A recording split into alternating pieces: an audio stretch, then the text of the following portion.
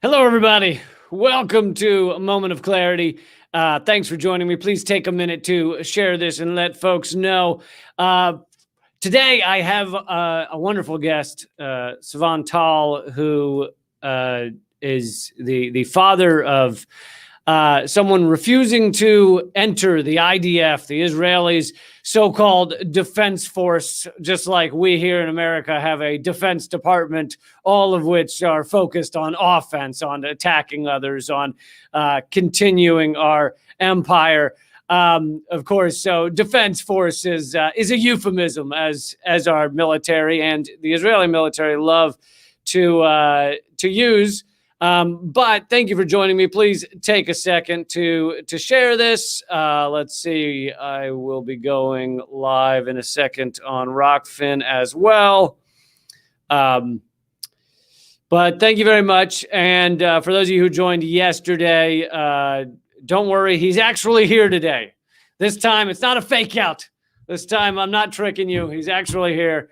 So yeah, we will get to that in 1 second.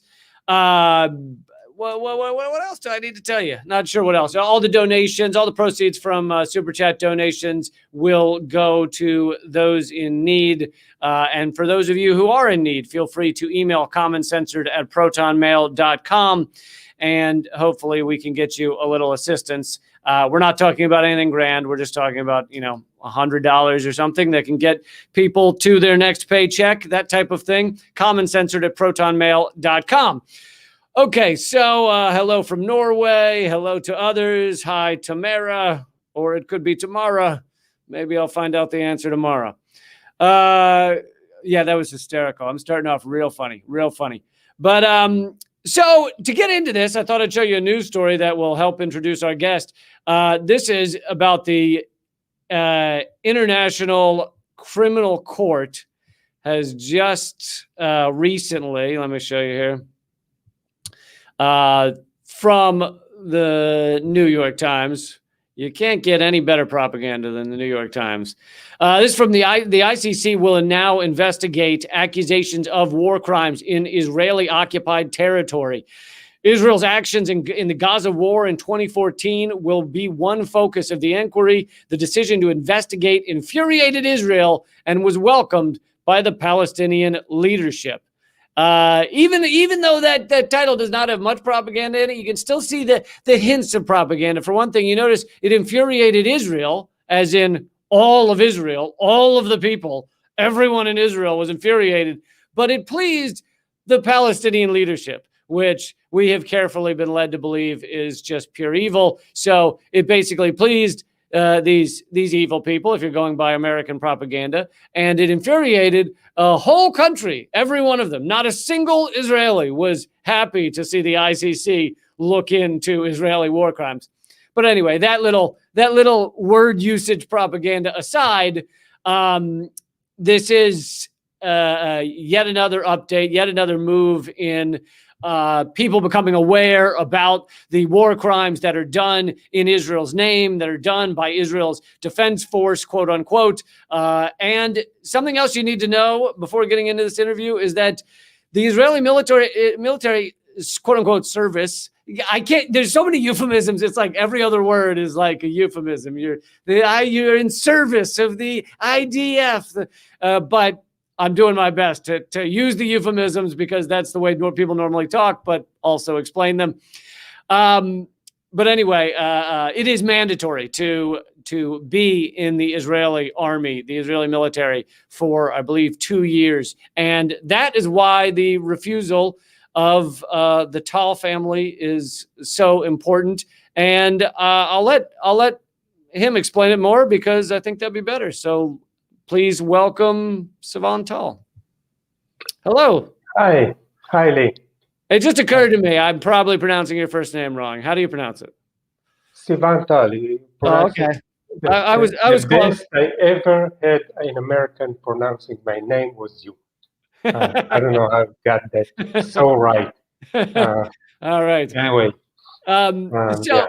So yes, thank you so much for joining me, especially with such a large time difference, 7 hours. You're in Israel, and I think so. I want to get into your children and their refusal, but I think first you should explain to people, because I think a lot of Americans don't know about the mandatory service in Israel, quote unquote service. Yeah, it's mandatory. It's a conscription. I think conscription as a humanitarian matter should be abolished, because no one should be forced to carry a gun and kill other people in the name of a war between nations. People shouldn't kill, not deliberately, not in their own will, and not in the will of someone telling them to kill others. So I think conscription should be abolished. It's wrong. Only people who are willing to do that should do that, and nobody should be forced to join an army. And that's right, international, that's global. But I think in the Israeli reality, when it comes to the IDF, and you mentioned the accusation of the ICC investigation, this is even much worse, because basically you're facing a dilemma between violating Israeli law or becoming a war criminal and violate international law and any universal principle of humanity. So, yeah, and you mentioned the ICC investigation, which I welcome, though I think we both kind of get the feeling where it will end. I mean, they're also trying to investigate the US for war crimes in Afghanistan, and basically it's kind of a mouse chasing a cat, and the mouse might get killed eventually. But I welcome it mostly for the raising awareness to the atrocities going on in Palestine. And I want to mention that these allegations about war crimes being committed since 2014 in the West Bank and Gaza are just the tip of the iceberg. I mean, and we don't need the ICC to investigate, because we already know. And also one point about the framing of it is the ICC is going to investigate into whether war crimes have been committed in Palestine, not who's responsible for that. I mean, the evidence is there. It's all there. All the footage, everything is known. War crimes have been committed, and the investigation should have been who was in charge, who gave the orders, who approved it, who made the decision. Whether it actually happened or not.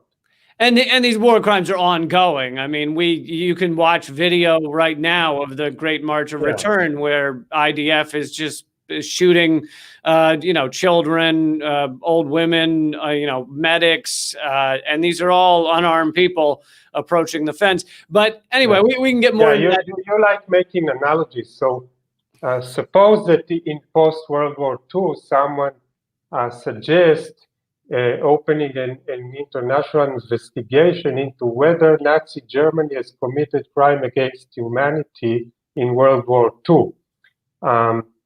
Basically, you would say, what's there to investigate, right? You see the camps, you see the ghettos, you see the dead people. You just need to investigate who's responsible, who's liable, and put them on trial. Same here. You see the ghettos, you see the killing, you see the atrocity, you have all the evidence, and that's what should be investigated. How it happens, who makes it happen, and who's responsible for the ongoing onslaught, for the ongoing atrocities in Palestine. So I want to explain to everyone the situation with your son, initially your daughter, and where that stands. So your daughter was a conscientious objector initially because she's the older one, and then now your son is up for military age, and he's doing the same. Is that correct? Yeah, and we're taking a stance here because we see what happens around us. We see all the indoctrination, the education system. They kind of Israel schools are basically preparation for the IDF, and the number of acquaintances that they get in the highest grades in the last couple of years in school, in high school, before age of 18, they meet so many officers and so many happy soldiers and so many people actually educating them about how fun it is and how important it is and how great it is to serve your country and defend your country.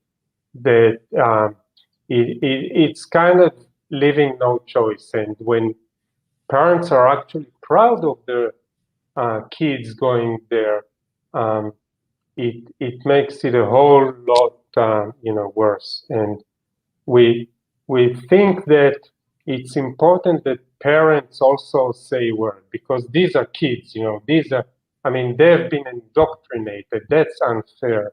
They're not shown the true reality. And if I have a minute, I can just skim through it, because Israel was founded in an ethnic cleansing operation that Israel is called the Independence War, the Liberation War, and the Palestinians call it the Nakba. Nakba is catastrophe in Arabic. And after doing those horrible deeds, they established the state, and Israel wasn't initially accepted as a member in the United Nations. The United Nations wanted Israel to honor their resolutions, and Israel didn't.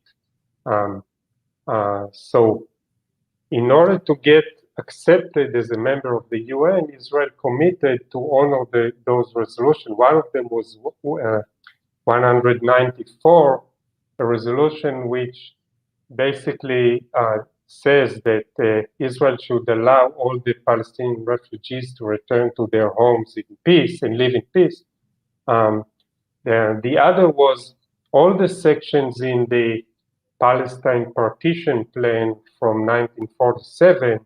Israel actually honored only one section, which is the establishment of a Jewish state, but violated all the other sections. And in order to get accepted to the United Nations, Israel actually agreed and committed to honoring all the UN resolution, including the Palestinian refugees. And then it got accepted, and it never honored any UN resolution since then, including those two. And you know what happens if you steal a lot of money and you get away with it, then you're likely to steal more and more money, and eventually you have so much money that nobody can stop you from stealing even more. So you get that, you can feel the connection between capitalism, colonialism, and the settler colonial enterprise, which I happen to be part of and a citizen of this state. I love my country. I love the people. I'm not opposed to. I don't hate any Jews, and I'm Jewish. But I oppose to this racist ideology of Zionism, and I want to make Israel better, not stronger. I think it's strong enough. I think maybe the problem is it's too strong. Yeah. And yeah. Just slightly, watching children with rocks go up against tanks. It doesn't seem like there's much of a chance there, or that they feel actually threatened, which they always claim, which is hilarious. But so I just want everyone to understand, like, what happens when someone resists joining the military, and I'm wondering what happened to your daughter and what you think will happen to your son for refusing military service. It's a mandatory 2 years, right? Actually, it was 3 years for boys and 2 years for girls, and now it's 2.5 years for boys. I think 2 years and 8 months. And when you refuse, and my daughter, when she refused, she basically made it public. She posted about it. She went public. She went open with it. Rather than just sneak through some excuse, which is also fine. I mean, whatever you choose, however you choose to do it, I support anyone who refuses to serve, and anyone finding any way to avoid, becoming a war criminal or participating in any way in what the IDF is doing. But once you do it publicly, you get a lot of fire. You get a lot of heat from all circles, from your family, friends, colleagues, neighborhoods. Suddenly, the neighbors start, looking the other way, or not smiling at you and saying good morning. Because you're kind of becoming like, not one of us. And for us, I mean, I'm adult, I'm a strong man, my wife is a strong woman. We can handle it, and we have our circle of friends who know we are who we are and appreciate us. I also have Zionist friends that accept my views and are like me as a person and respect me. But for the kids, I mean, for the youngsters who are enlisted and refuse, they are the ones who take it the hardest, because they kind of being cut off from their circle of friends, which is very important to them at that age. Suddenly, it's the social pressure is so high, not just to go to the army, but also do something important and be a warrior, not just a driver, and be a combat soldier and all that crap. So yeah. And are they imprisoned, or what? Was your daughter imprisoned? Yeah, my daughter spent like 60 days in prison. She faced a conscience committee, which is also a farce. That's a real joke. I mean, the army has the IDF.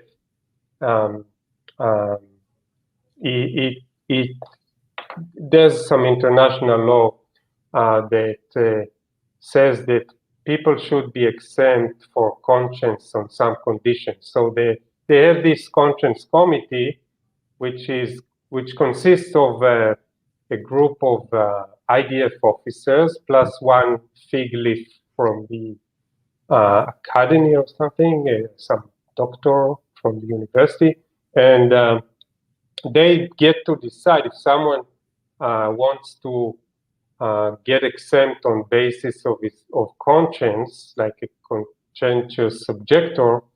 Then they decide whether he can be exempted. In order to get exempted, you have to convince them that like you're absolutely a pure pacifist who wouldn't hurt a fly, and not some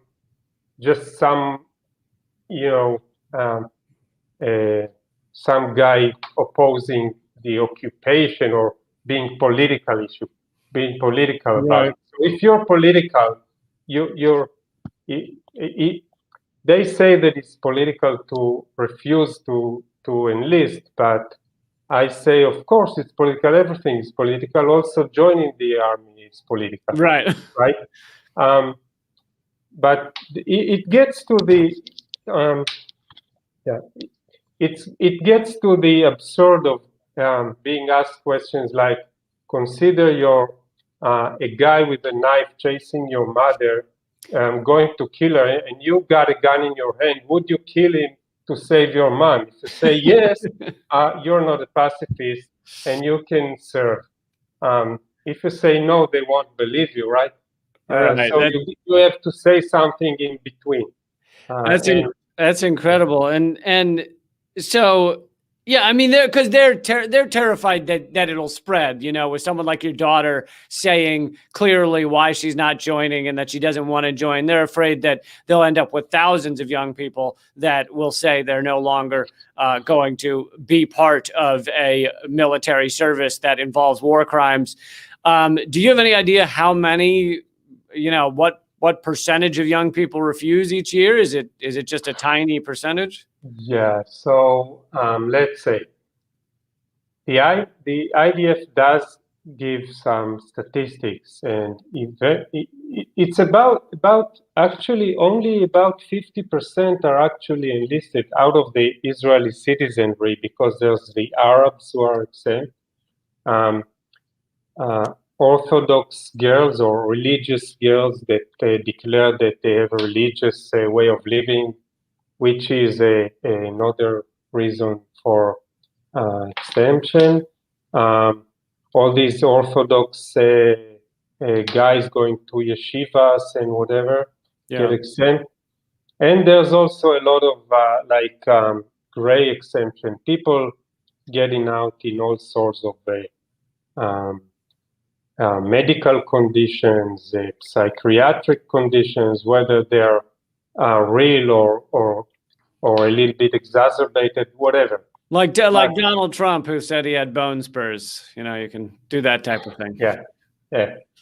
So, yeah. So, don't mention him because I'm gonna laugh.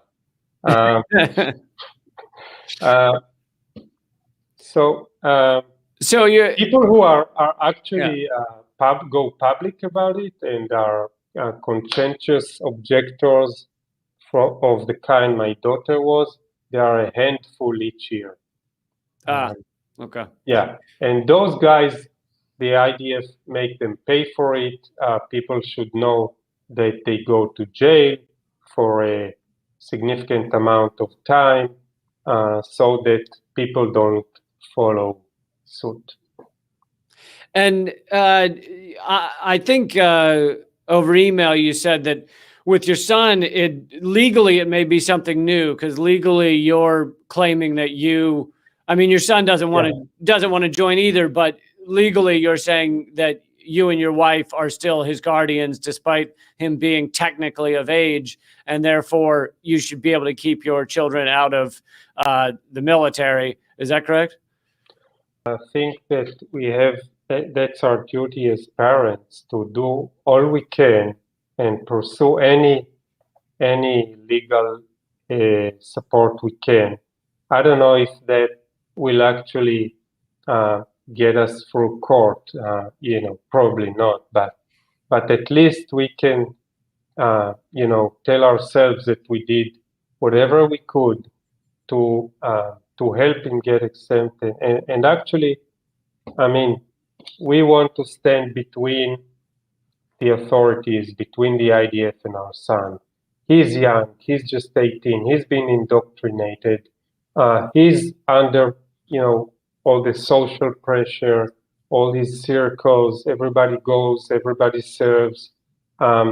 It's not easy to be in that position, and we want to support him, and we want to take the heat, and we want to stand in front of him instead of, cheering as he jumps on the bus or on the truck on the way to the West Bank or whatever. We think parents should take a stand here. Parents should should support their children, and young people age of 18 shouldn't be conscripted. I mean, if conscription age was like 24, how many people would actually go? I think much less, much less. Yeah. It's not a coincidence that the day you're out of school, you're in the army. I mean, it's Right. insane. Right. Real quick, I wanted, because you mentioned the term Zionist, and you're Jewish, and a lot of people like to conflate, basically anti-Zionism, so being against the idea of a Jewish state, with anti-Semitism, and they try and do that intentionally so that people can't be critics of Israel, can't be critics of Israel's foreign policy or the way their military behaves, because it's all called anti-Semitism. And I was wondering if you could just talk about that for a moment. Yeah, I think, and that's just my opinion, I think that Israel is not only committing crimes against humanity, Israel is committing a crime against Judaism, because it uses Judaism as a pretext for all the atrocities and all the racism that's taking place in Israel. I mean, it's really, I mean, there's a debate in the Israeli left whether Israel is becoming an apartheid state or not. I think, well, it is an apartheid state, but in many ways it's much worse, because, non-Jews in Israel, I mean, the native Palestinian people, they're in a certain way are in much worse position than their natives in South Africa were, or in the apartheid regime, or natives in other colonial enterprises, states that were established in the global South and in America, because in the end, nobody questions their nativeness. Nobody questions their right to live in their homeland. The Palestinians are in a unique position in which the state of Israel treats them as foreigners, and as if they are the invaders and we are the natives. Well, it's kind of, it takes a very twisted mind to think about our immigration from Europe in the late 19th century and beginning of 20th century, and even to these days, as kind of a return home after 2,000 years of exile. I mean, these people are here for centuries. I mean, they're natives. They have a right to live here, and we want to throw them away. And we question, and we object to their right to live in their homeland. No native community was ever threatened in these days. I mean, we know what the Native Americans had gone through, and we know what happened in Australia, but that was centuries ago. We're talking about the 21st century and the 20th century. Yeah. We're talking about post-World War, and it's really amazing. So Zionism is not Judaism, and anti-Zionism is not anti-Semitism. And I think every Jewish person, like any other person, should support, equality for all, and oppose to the Jewish supremacy state of Israel as a Jewish supremacy state. I mean, I want to make Israel better. I don't want to be against Israel, but I'm against this ideology that says that all Jews should be in Israel. You know who says that all Jews should be in Israel? Most anti-Semites today say all Jews should go to Israel, and that's what Israel is saying. So, right, who's who? Yeah, there's evangelicals believe that all the Jews need to go to Israel so the end times can come and the Jews can be burned in hell, which doesn't sound exciting for me. Not really on my agenda. Yeah, but I'm less worried about those about us being burned in hell. yeah, I'm more worried about what it means for Palestinians, because right. part of this is first having a war between the Jews and the Muslim world, right? And that war is what should concern us, not burning in hell afterwards, because this is about people's lives today. I mean, you go to Israel, go to Palestine, but Israel don't see it. They ignore it. They deny it, and that's horrible. Last question here. What would you like to see? What are the next steps that you'd like to see in the coming years that you feel would really have an impact? That's a good question, Lee. I I don't know where to start and how No, to no answer. more mandatory military, sir. Yeah, that's for starter. Yeah, I want an exempt. I want the conscription into the IDF to be abolished. Uh, I want people to understand that this is this must end, and this atrocity must end, and the Palestinian refugee problem should be solved, and not in the way that Israel tried to solve Palestinian refugee problem in Lebanon in 1988 by invading Lebanon and trying to exterminate all these refugees. Uh, uh, we tried to clean this country. Uh, it didn't work out quite well. There's still Palestinians here in Israel. They still exist. They're still alive, and they deserve a better future, just like us. And I don't know what's the right path to there, and things look really, bleak. Uh, uh, Looking forward. But maybe the ICC investigation into war crimes in Palestine and Israel, maybe that should make some effect. Maybe uh, we'll do our best. I mean, there's this story about that guy who stood every night in front of the White House during Vietnam War with the sign "Stop the War," and the policeman said to him, "Well, you're standing here every night for so many months. Do you really think you're gonna change the world by standing here in the rain, in the night, holding this sign?" And the guy said, "Well, I'm I'm not standing here in order to change the world. I'm staying here in order for the world not to change me."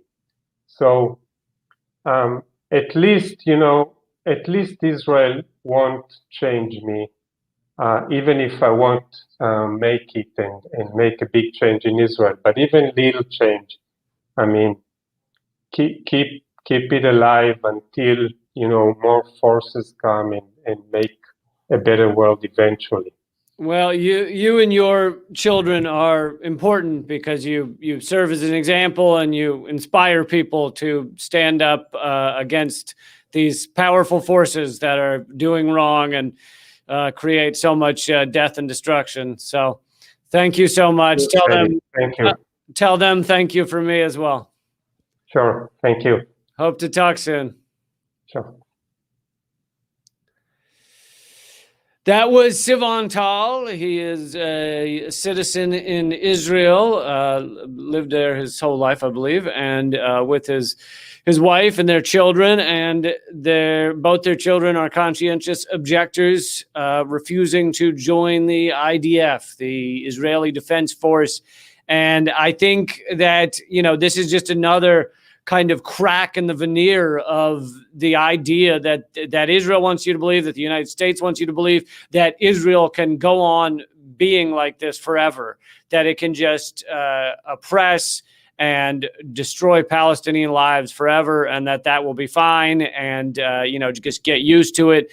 But you're seeing more and more people wake up, not just within Israel, but around the world, to this situation. I think we're hearing the word apartheid a lot more. We're hearing a lot about BDS, boycott, divest, and sanction movement, the Great March of Return. These things are growing, which is causing, even here in the United States, causing them to have these ridiculous responses, such as in Georgia, where they, Abby Martin has a lawsuit. I talked to her about it on this show against Georgia for trying to get anyone who speaks or performs in Georgia to sign a pledge saying they will never support BDS. They will never support the boycott, divest, sanction movement. We're seeing it in the censorship of videos. I mean, I knew I couldn't put the word Israel in the title of this video, or they would probably ban it and, never let anyone see it.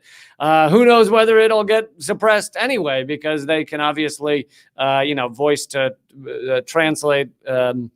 script translation. They know plenty of the words that are said in this video. So it likely still will get suppressed, but maybe not at the level as having Israel in the title. But yeah, we're just seeing it endlessly, and that type of suppression, that type of censorship, that type of holding down those of us who are speaking out against these injustices, and we got to keep doing it. We got to keep fighting back, as Sivan Tal said. We should not let them change us. At the end of the day. That should really be the goal. And by the way, I just wanted to wrap up here with another story that I mentioned yesterday, because you guys actually let me know about it while I was broadcasting, and then I went and saw I sure enough had a message from Steven Donziger talking about the fact that, let's see, I'll show it to you.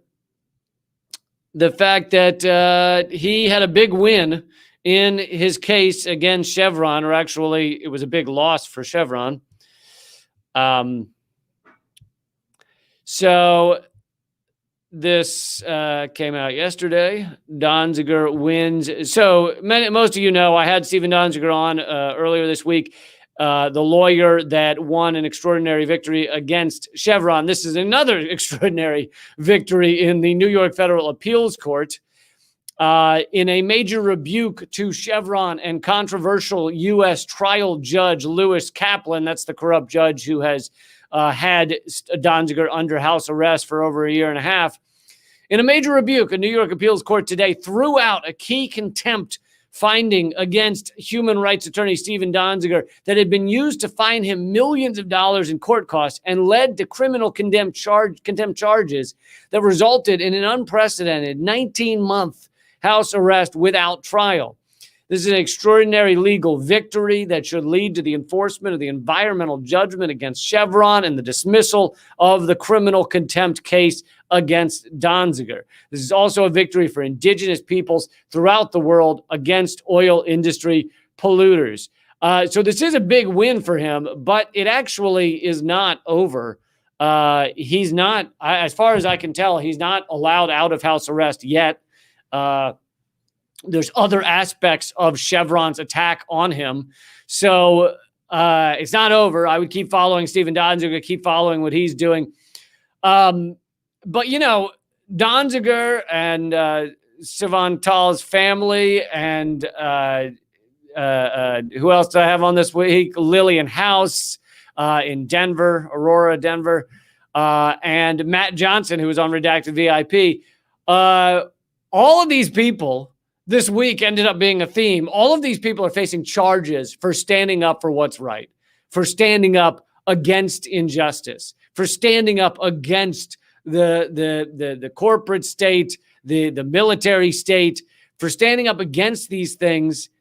They are all facing charges. Donziger's under house arrest. Lillian House is facing years in prison under felony charges. Matt Johnson facing charges for revealing what goes on in factory farms. They've started a new practice called the euphemism for that one is ventilation shutoff, where they have thousands of pigs inside a barn. They close all the doors and start pumping in superheated air and just allow the pigs to basically bake to death overnight. And it literally takes them hours and hours to eventually die, thousands at a time. I mean, it is a true horrific scenario, and that's what he helped reveal. And so now he's facing charges from the FBI for revealing the truth. All of these people are, I don't know about you, but they're an inspiration to me. They're an inspiration to a lot of people for standing up for what's right, for not allowing the threats, the pressure from governments, from the FBI, from corporate corrupt judges like Stephen Kaplan, from Lewis Kaplan, from these all of these incredibly powerful entities that are trying to continue their hegemony, their control over our lives, over our culture. And these people, their tenacity, their courage, their bravery, it's contagious. I mean, we need some good contagious. We're in the middle of a pandemic. We need some good contagious. So it's fucking contagious, and people stand up alongside them, and they see them fighting, and they see them not cowering and not giving in and not caving, and it really is contagious. And so, having all these people on in 1 week, which I hadn't exactly planned, has been really, really awesome for me, really exciting. And I hope you guys have enjoyed these interviews and seen what these people, what amazing people are doing around this country, and including obviously Israel, around the world. Don't think you're alone in trying to change this shit show, trying to stop these oppressive forces. You out there are not alone. We're working on this together, and just very impressive people. So as I said, thank you for the donation. I saw there was one large donation. Thank you so much. All the donations will go to people in need. We'll be talking more about those people this Sunday at 7 p.m. Eastern with Eleanor Goldfield. We have started a system where we hopefully can get money out to those of you who are in need. You can email commoncensored@protonmail.com. And, it's our own little mutual aid community. For those who can give help, they give help. And for those who need help, they ask. And it's not charity, it's solidarity, as mutual aid likes to say. That is their motto. Thank you all so much. And please share this. Please check out these videos. I do these every single day, except sometimes. And they're at leecamp.com. So if you're not alerted about them, please go check out leecamp.com. I'll be back with you. The next one will be Sunday with Eleanor Goldfield at 7 p.m. Eastern, youtube.com/moment of clarity, rockfin.com/leecamp, and keep fighting. And there's a new redacted tonight.